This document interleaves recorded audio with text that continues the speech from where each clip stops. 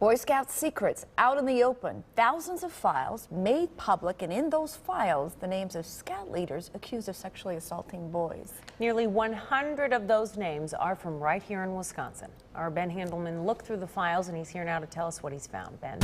Good evening, guys. These documents are being called the perversion files. They show how Scouts dealt with sexual assault accusations for over 50 years. And many of the names on the list were people who were brought to authorities and charged, but not all of them, which has many wondering if Boy Scouts did enough to protect the children on their watch. Boxes and boxes of files, more than 15,000 documents in all, containing more than 1,200 names nationwide of Boy Scout leaders accused or charged with crimes against children. They are files the Boy Scouts of America did not want you to see, but were made public following a Supreme Court ruling in Oregon.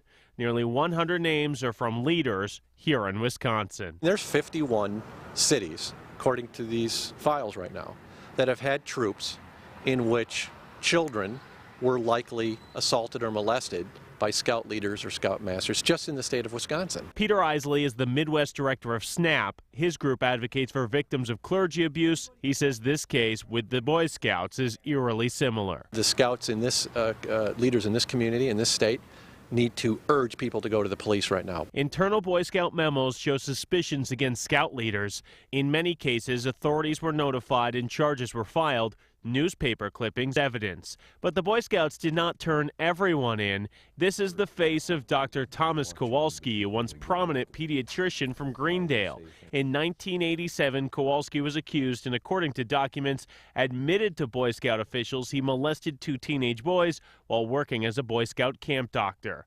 Kowalski was never charged. Scout leaders saying we have not had any media attention to this matter, a cover-up, according to Isley, one which he fears is not the only case. Don't assume that it happened at a certain time. It's too late.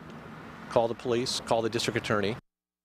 In a statement, the Boy Scout of America says in certain cases our response to these incidents and our efforts to protect youth were plainly insufficient, inappropriate, and wrong. But they say they have always cooperated with law enforcement, and policies have always required scouting to adhere to state laws in reporting abuse. Ann? Thanks a lot, Ben. At 5:15, it's time for news and weather.